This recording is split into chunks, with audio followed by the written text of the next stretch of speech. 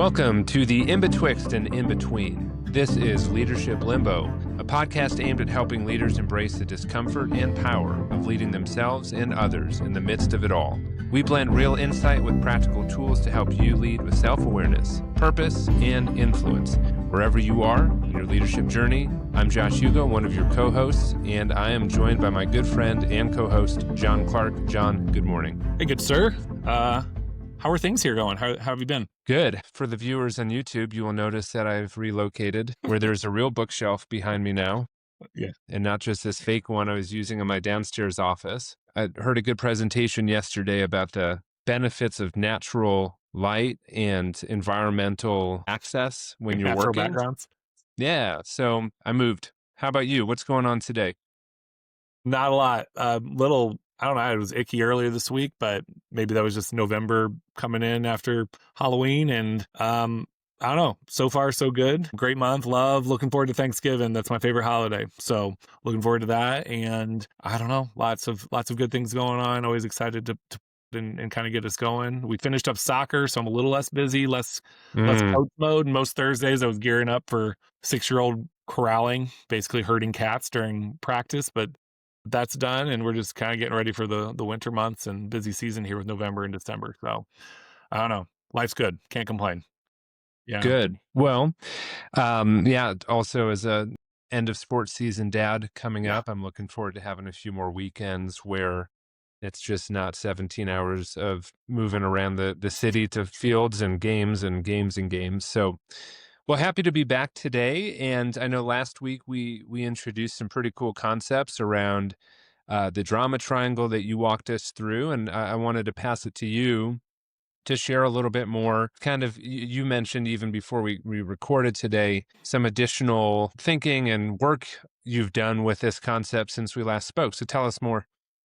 Thanks, Josh. So wanted to revisit what we talked about last week briefly, but to Josh's point, I was reading a book this week. It's a book that I picked up called Conscious Leadership, 15 Commitments of Conscious Leadership. I've had it for a while, and I've read it at various times, not the whole book, but parts of it. But I really wanted to come back to and try to tackle the whole book again. And interestingly, I thought it gave a good frame for how to think about the drama triangle as well that we didn't incorporate last week, and I want to discuss that. It also brings up these kind of mindsets of the drama triangle that we talked about last week. So, but what I want to talk about is this is broken up into 4 quadrants. No surprise here that we are talking about quadrants. Once again, everything is broken up into some sort of quadrant sort of way. Love in the quadrants.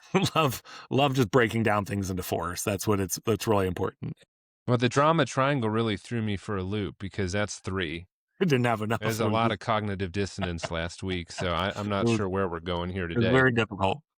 But this one is really about how we lead, or I think in some cases, how we think about challenges and how we approach them, right? And how we kind of approach the world. Some ways it's a lot of what leadership is, right? So one of the first things they talk about here is people who have a to-me mindset or a to-me approach to leadership, as they talk about. This is a lot of what fits in with the negative archetypes in the drama triangle that we talked about. This is things are happening to me. It's all these external things that are happening, a lack of ability to kind of take personal ownership in things at some point. You're instead fighting against the negative things. So this can be something of, even in a corporate world, we're fighting against our clients who are, or not our clients. Well, I shouldn't say that. Perhaps it's we're fighting against our clients who are holding us to these unreasonable expectations. Sure. We're just doing whatever we can to move past that. Or it's about competition and like other industries or other businesses that are in the same market as you, it's about fighting against them, right?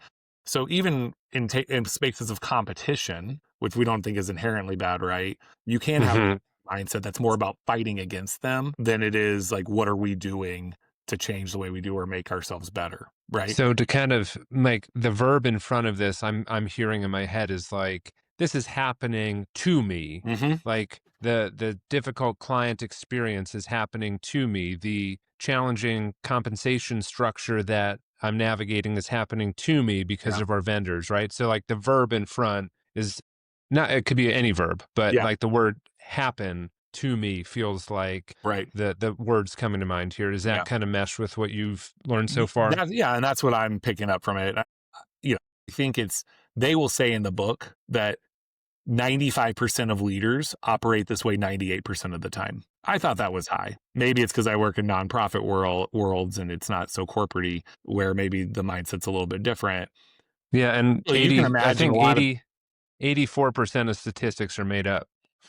that's right. I thought you're 84% sounds right. But yeah, I think what you're saying is right and a good way to read on that. It's not just completely like sometimes it's how we think about competition or how we think about these structures that we have to put in place and we don't like them, but we have to do them. Right. So Right. to me fits in a lot with the negative side of the drama triangle that we talked about last week. So I Right. want to read that real quick. That fits in with being the villain or the persecutor we talked about last week. So I deal with a challenge and what's my go-to? It's to drive things, it's to be combative, it's to be to be angry and aggressive, and that's good leadership because we take these negative things that are happening to us and we fight against them, right? So that's one. Mhm. We talked about the rescuer or the hero. Oh, look at these tough things that are happening to me or to others. Let me take it off their plate, or I'm not going to handle that thing right now because it's too hard and it's unfair that I have to deal with it. And so you're the hero to yourself to a certain degree, or Right, especially that's a to me, yeah. others. Yep. And then last one, we talked about the victim, and this obviously fits in with this to me. Look at all these harsh things that are happening to me. How hard is it? This actually is more of like you remove yourself from doing the work. You become like it's too hard to make decisions in this space. We talked about being manipulative of others. Like, look how hard this is. Can you imagine how difficult this is for me? And we talked a lot about that, right? All of these are in that to me bucket. Negative things are happening to me. Right. The next step in the book is there are 4 different ones. The next 3 are kind of like you move up them. In the book, they argue their main goal is to get everyone to act in a by me sort of way of being, right? So Mhm. by me way of thinking, you make life happen. So instead of life happens to me, which is Yeah. to me, I make life happen. In this case, you become the creator, you show appreciation for things. So There's more agency, I mean, it already totally. just sounds like by me is like, I have Yeah. agency. I've shifted the pronoun from the external to the internal Yeah. more than okay. You kind of see your role in it more, right? It's not to say that there aren't outside things happening. I think that's going to be what's different than the other 2 that we're going to talk about. Mhm. But in this one, there's more agency. Like, oh, I actually had a role in this. Part of this was my making. I have some Mhm. responsibility. What can I learn from it? And by me states people get more curious, they get more creative. And that's what the key questions are of a by me person. What can I learn from this? And what can I create as a result of it? Right. Yeah. So in the book, they argue that's what if they could get all leaders to operate in a by me state, the world would be way better. Businesses would be way better. Right. And so that's where Mhm. we make the switch from being the hero or the rescuer to the coach that we talked about Right. this week, Right. supporting people, but really self-empowering them to make change and to have agency. That's where we move from the persecutor or the villain to the challenger. Not that, again, we talked about last week, you don't lose that edge. You don't lose that kind of, tough approach with people, but you're challenging them and helping them to rise to the situation to create things. You provoke them to take action. You put it on them to take action versus you telling them what to do. And this is where we make this change from victim to creator. Oh, this is a Yeah.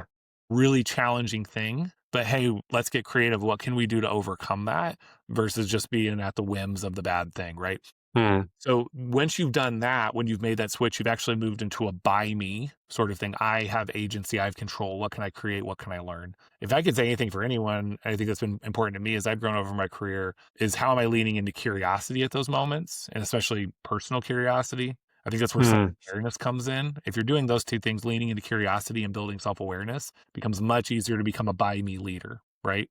Yeah. Before I talk about the other 2, Josh, what insights do you have into that or what resonates for you with that?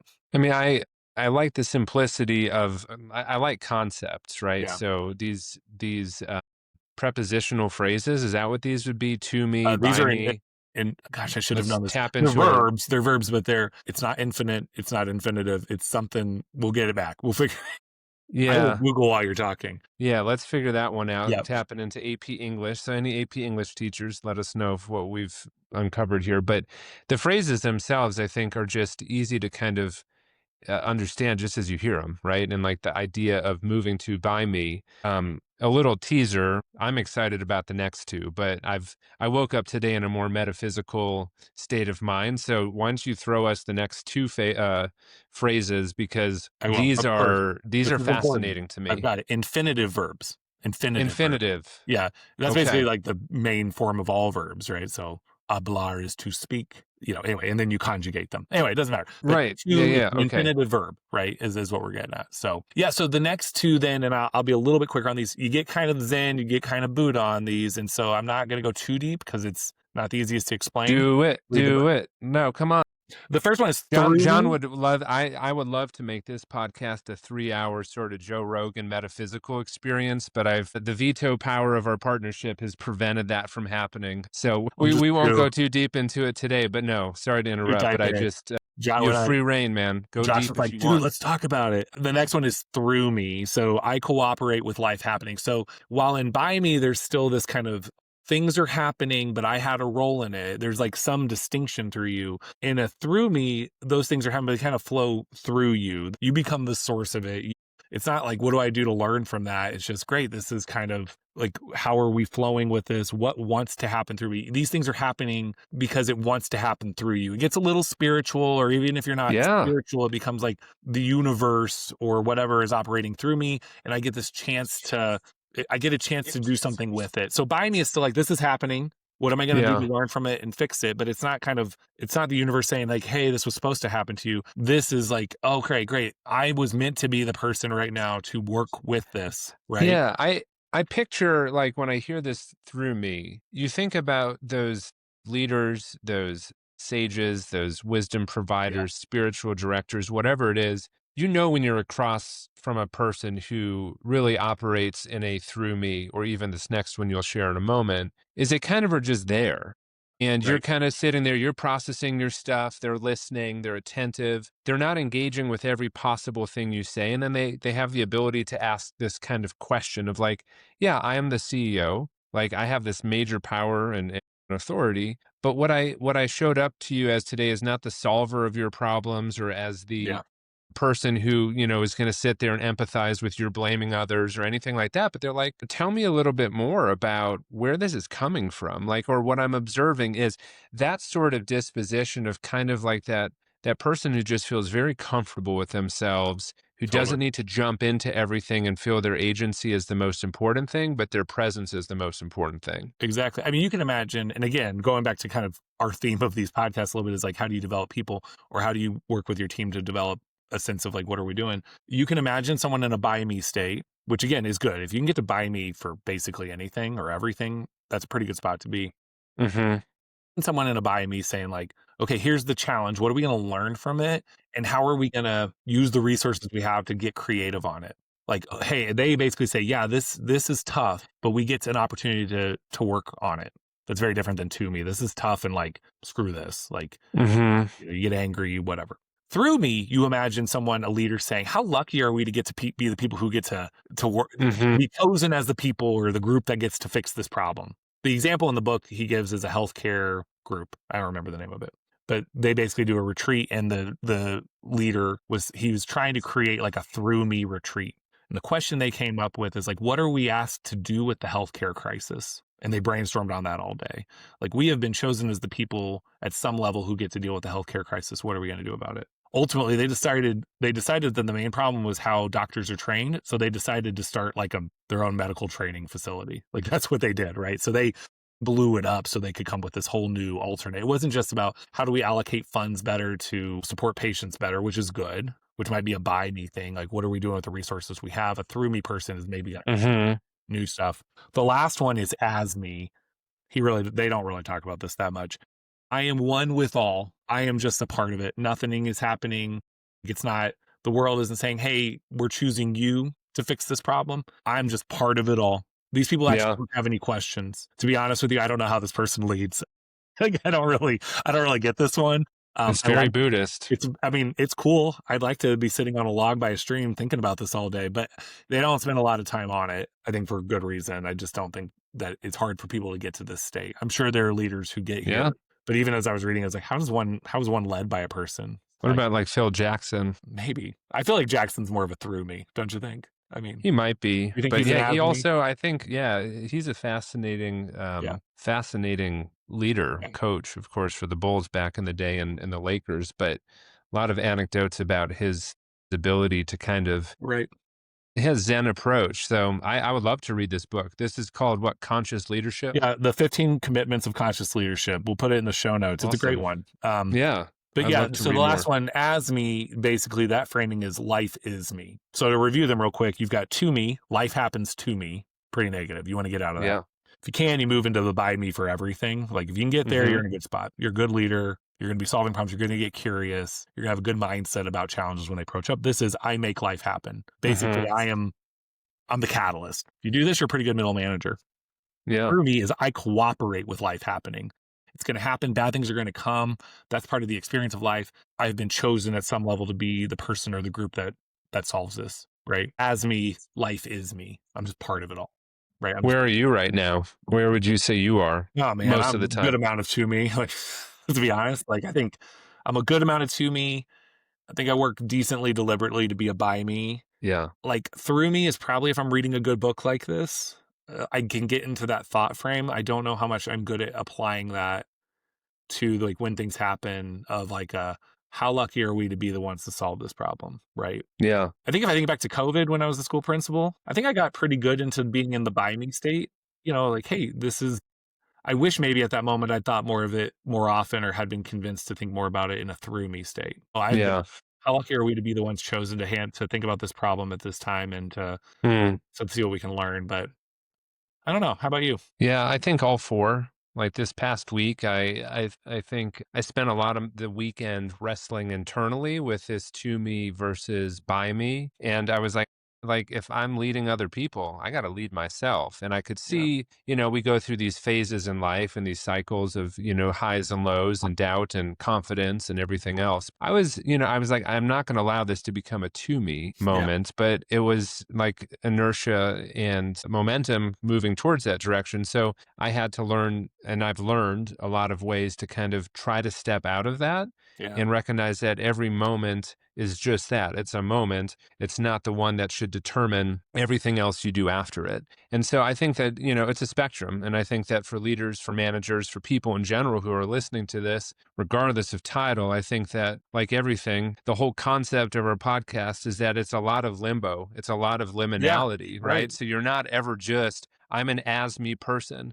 Like I aspire to be that. I aspire to just be totally present, but my ego continues to jump in and bring upon doubts and fears and hesitations and worries and self-preservation. And so then you flip from as me moments to me moments. And I Yeah. think mindfulness is just such a big part of being an effective manager, giving yourself routines and spaces and times to step out, to not let any one moment in particular override all of the work you've done to get there and say, well, now I'm feeling fear and guilt, so I have to react and do all these different things for my team or for myself, but see it happening. And I know that is very much on the Zen and the Buddhist side of it, but without an ability to step outside and move into that, aspirational as me, like I'm here one with life. All of the rest of this, I think the entropy or like the desire to have everything go to this most basic level of like, it's happening to me. The world around me is just happening to me. Without mindfulness, that I think is the direction this wants to go. Yeah.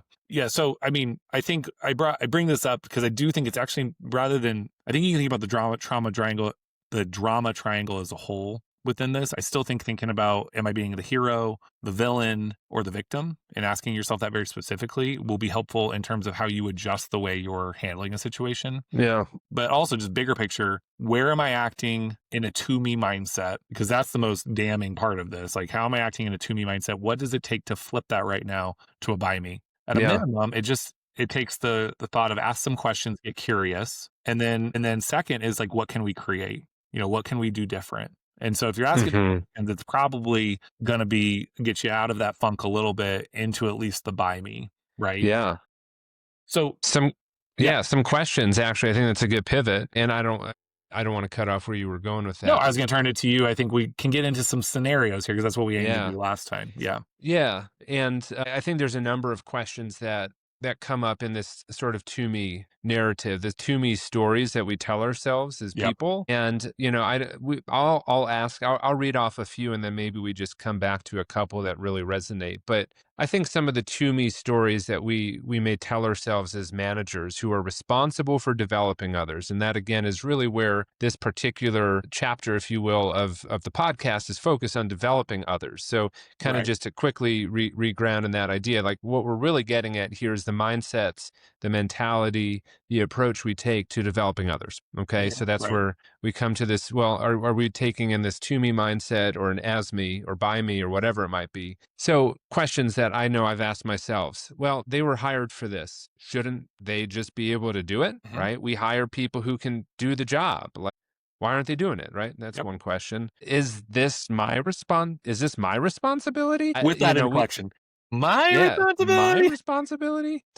It's like the doubt we have in that question of like, Yeah. maybe it is, but we have an HR team, right? We have a Sure. training and development team. We have all of those awesome asynchronous videos that we're asked to take, for 2 hours a week after our 40 hours are done, right? Like Yep. we have training that happens. Why? My job is to make sure they do a great job, but do I really have the responsibility to get them there? Kind of the follow up. Don't we have an HR team? Classic example. Like, isn't there somebody else's whose job it is? Why are we paying all this money to these HR folks or the training team? They're responsible for it, right? That's a very kind of classic to me sort of question. And I think it's actually, I want to pause there for a minute. I know there's other Yeah. questions, but you're talking about it for a bit. The first commitment in this book, and they said they say the first two you have to nail. So only spending time worrying about the first two. Commitment one is taking radical responsibility. Actually, Mm, the very first one. So it's interesting that that comes up on the back end of what we talked about in the first part of this. yeah. Yeah. The second one's learning through curiosity. Mm, Also, what we frame this with. So the look, to give flavor to your point, HR is a great one. That seems like an HR thing. I shouldn't have to deal with it. You know what happens on the HR side of things? Why the heck aren't they taking care of this on their end? They're the managers. Why right. are they? Why did this happen under their watch? Right. Why didn't they know to do this way? So classic from both sides to me mindsets, right? Right. Which like, Totally. what does that lead to when both sides are in this to me mindset? Yeah. It leads, I mean, I Yeah. think you're asking it I don't know rhetorically, but even, rhetorically, but maybe if you want to answer it, you can. I think yeah, I mean, for it's our like audience. Yeah, if you're constantly operating with a to me mindset, then you don't take that radical responsibility. You yeah, become a victim. It totally. just it falls into that trap of the drama Yeah. triangle, and it's always somebody else's problem. Mhm. And it's not always easy to catch yourself doing that, but it's easy to do this Yep. because when you work in a big organization, it's a complex matrix space. There is somebody else who has responsibilities. Oh, our marketing team blew it. Sales team let it go. What happened to our proposals team? They missed another deadline, right? But at the end of the day, like if you just go through work thinking that it's somebody else's issue to solve the problem, and actually like a very classic one, we don't have, I don't think many teenagers who listen to this, but I remember, Yet. yet. For those teenagers aspiring for mid-level leadership, like Yeah, we're yeah, in the check it spot. out. Yeah, we'll get on TikTok and Snapchat and yeah, we'll really make a dent there. What were you gonna say? But so my dad worked at a high school for a long time and he was a campus minister there. And I remember he was constantly irritated by the attitude of Yep. kids in the cafeteria who would leave trash and they would say, well, that's why we have a janitor.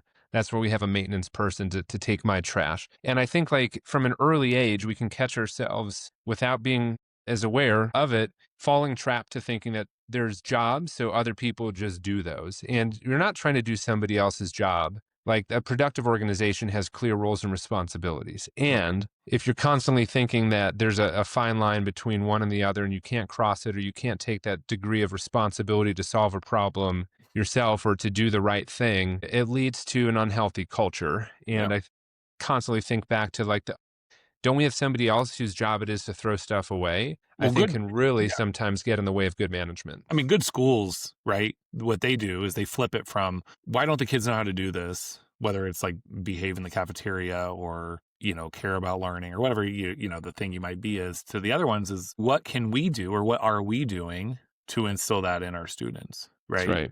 That's Now right. you teach them themselves how to go from like to me, oh, school's happening to me, and I'm just forced to be here to by me. I get a chance to learn and be part of a community Yep. and to grow. And that's it's not easy. It's hard, but that's what good schools do. I'm sure in healthcare, the difference between a hospital that says these people that come in and they have all these problems and they're not helping themselves, when you switch that from what can we do to be better in supporting the person who comes to us in crisis, Yeah. or the repeat visitor who's dealing with pain, but we know it's like can be of their own making, but what are we doing to perhaps begin to shift the mindset for them? It's a lot different Hmm. in terms of the value of the healthcare people are going to get than that other mindset, right? Yeah.